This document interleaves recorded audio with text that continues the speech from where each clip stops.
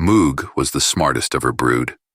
She was the best at determining where to set traps for thick, juicy bottom crawlers, could tell from the cloud's shape and the sunset's color whether the wind would change tomorrow, and always won at the youngsters' favorite game of running across the lagoon on floats.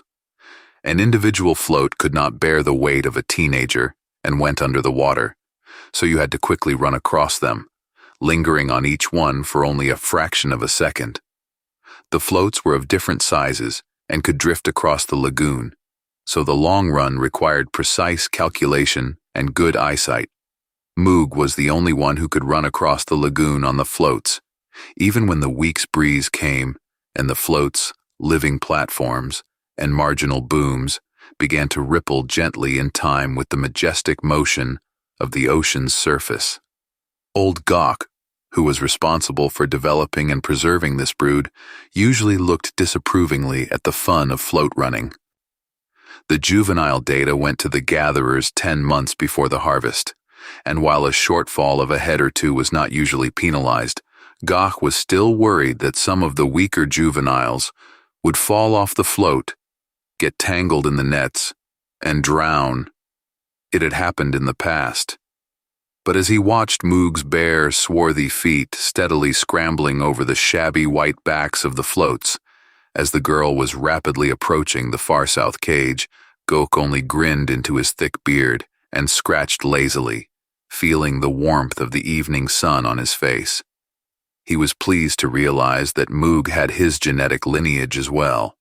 Of course, he had long since passed the age of breeders, but although it was not overly encouraged by the gatherers, Gok secretly kept track of the fate of his offspring from the most fertile females. Mother of Moog was one of the best, 7 broods, each no less than 3, and almost all survived except one cub, which had accidentally fallen over a boom fence during the big mouth migration season. When the gatherers put Leung, that was her name, up for disposal, the colony gave her a lavish send-off. And the harvest that year had been outstanding, so the gatherers had left a lot more exchange gifts than usual. With the additional plastic panels, they had expanded the lagoon, added a spacious annex to the nursery for the cub pen, and even fixed a large desalination unit that had been out of commission for a long time. And Gok was partly the reason for all that. That was why, when his days as a breeder were over, the gatherers had not scheduled him for the disposal, but had left him to look after and care for the older broods. He still remembered the expression with which Moog had looked at him during the send-off and initiation ceremony for the caretakers. Such a steady, unwavering deep gaze was surely a sign of the most profound respect. That was 6 years ago, when Moog was not yet 8 years old.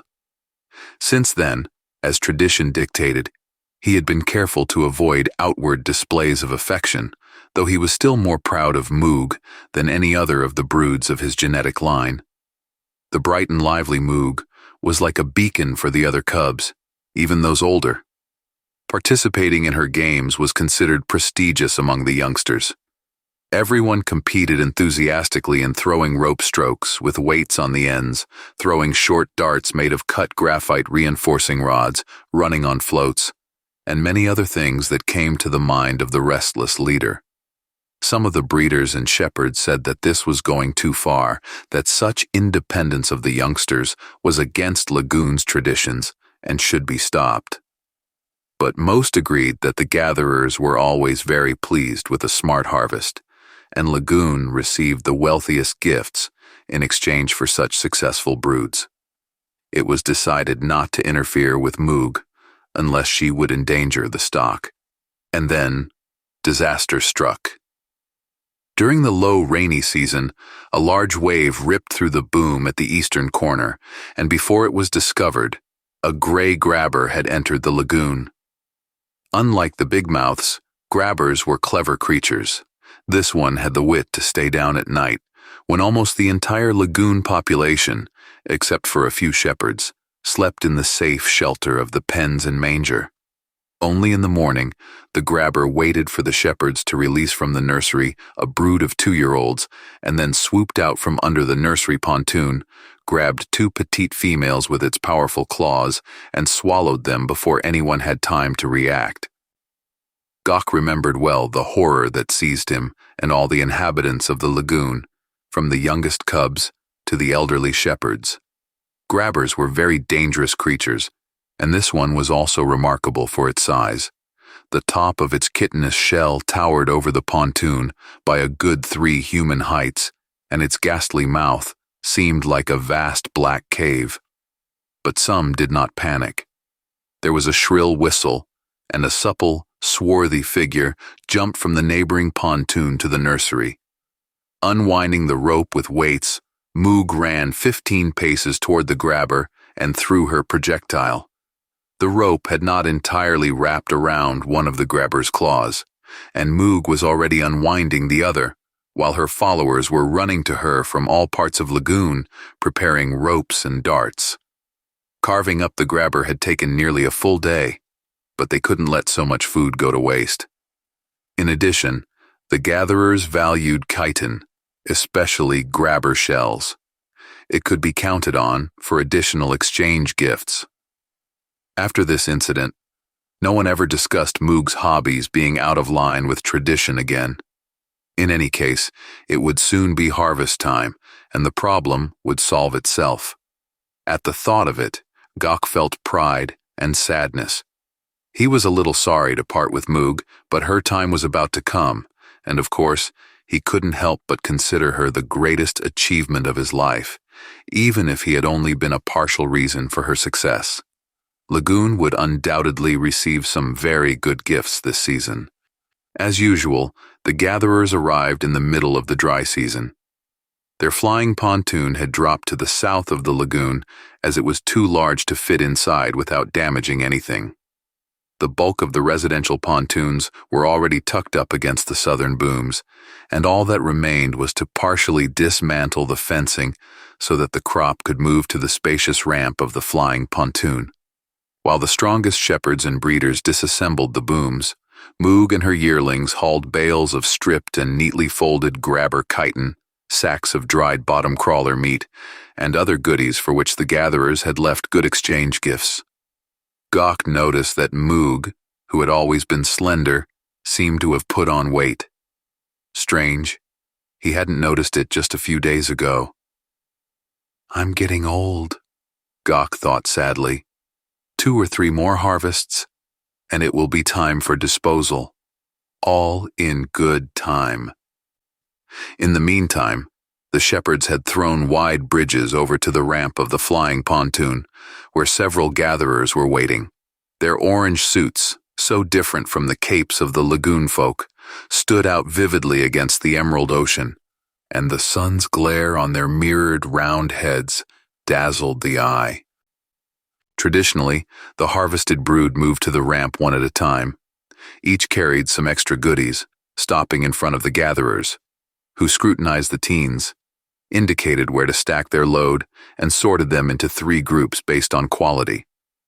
It seemed to Gok that not only Moog, but also the others of the crop, seemed to have gotten fatter. But his eyesight was not as it used to be, and he could not see it correctly from a distance. Maybe it was just the unfamiliarly coiled capes. The cubs often invented new ways to wear them. As the strongest and smartest of the brood, Moog walked at the very back, carrying a large bale of chitin.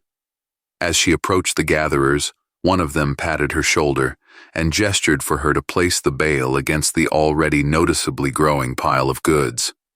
Gok clucked his tongue in satisfaction. The gatherers were obviously delighted with Moog and the harvest in general. They only touched the cubs when they were in an excellent mood. Moog took a few steps to the side and dropped the bale. One of the gatherers turned toward the cargo hold entrance from which the iron crawlers with exchange gifts on their backs would soon appear, and at that moment, the nightmare began.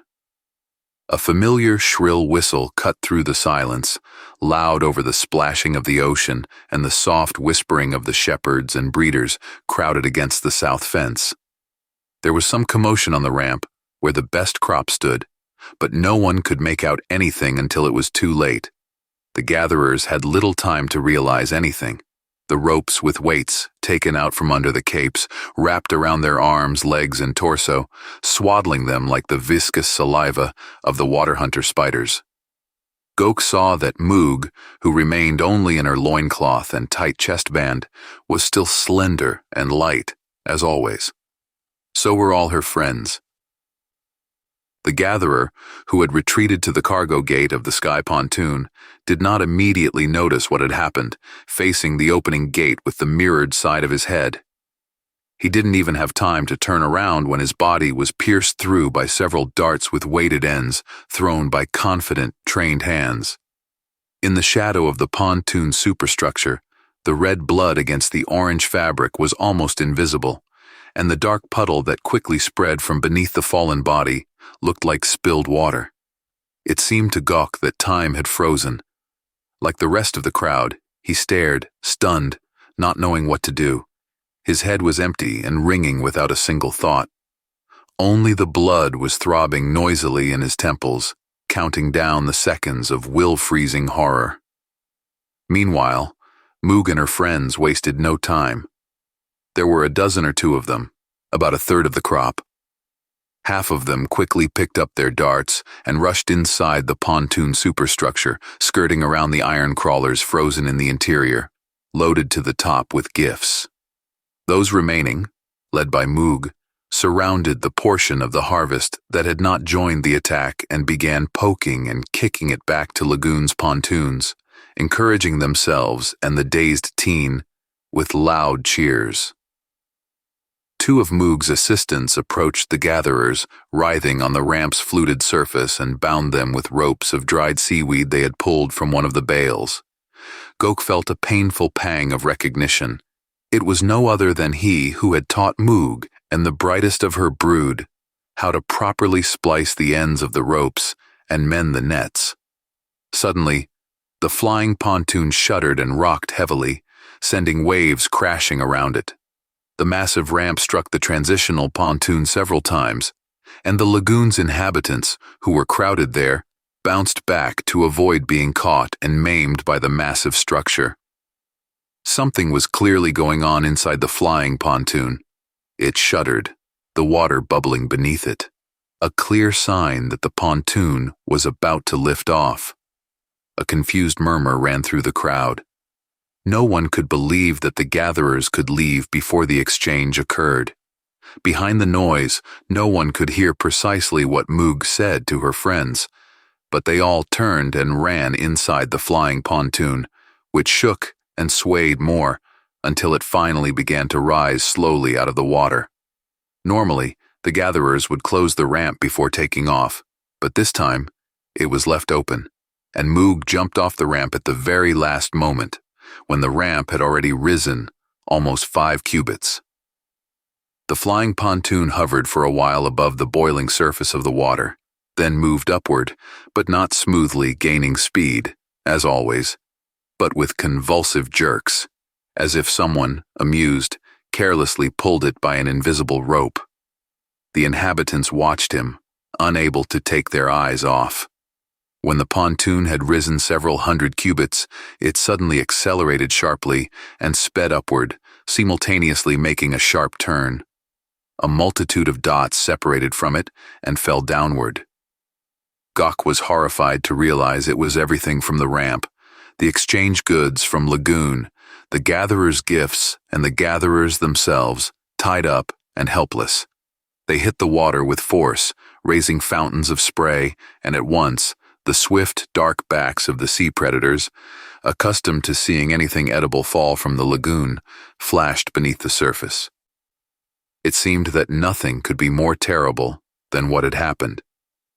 The inhabitants of the lagoon froze in confusion, trying to realize what had happened.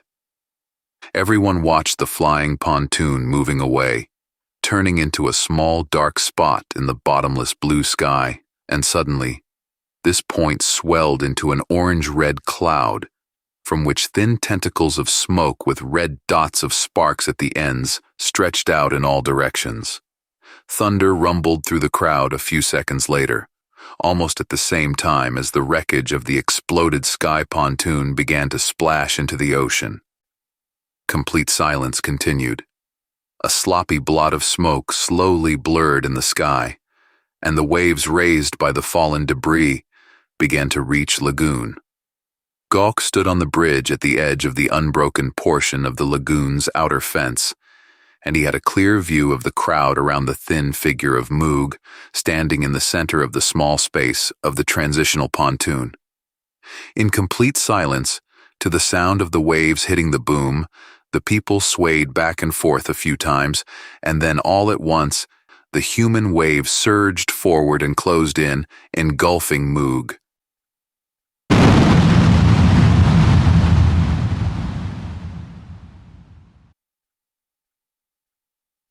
Despite the fact that the people of Lagoon had disposed of both what was left of Moog and all her younger broodmates, and had laid out rich gifts on the transition pontoon, for which they had had to thoroughly comb through all the pens and stalls, even those where the most respected breeders and shepherds lived, the gatherers had never returned this season, nor had they responded to inquiries on the talking box.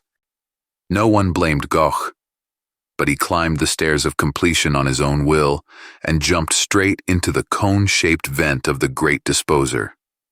Everyone took this as proof that he recognized his genetic line as defective.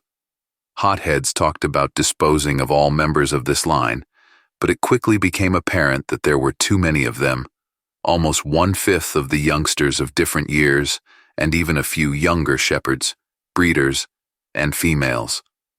It was therefore decided at a general meeting to establish more careful control over the cubs and to take no further liberties in behavior. During the whole of the following season, the population of Lagoon worked harder than ever. Record quantities of chitin and dried meat were harvested, and special attention was paid to those broods for which the harvest was at hand. But the gatherers did not come this time, and the following season, and another year later, and another. Lagoon's life, outwardly seemingly on track, was slowly slipping downhill. Without the exchange gifts from the gatherers, there wasn't enough material to fix the pontoons and the boom fence, let alone expand it. But it wasn't as noticeable because Lagoon's population also began to dwindle. Each new brood was noticeably smaller than the last, and, one by one, the old breeders and shepherds voluntarily climbed the stairs of completion, desperate to see the long-awaited arrival of the gatherers. The lagoon lost its meaning. After 10 years, it had to be significantly reduced in size, cutting the perimeter of the boom almost in half.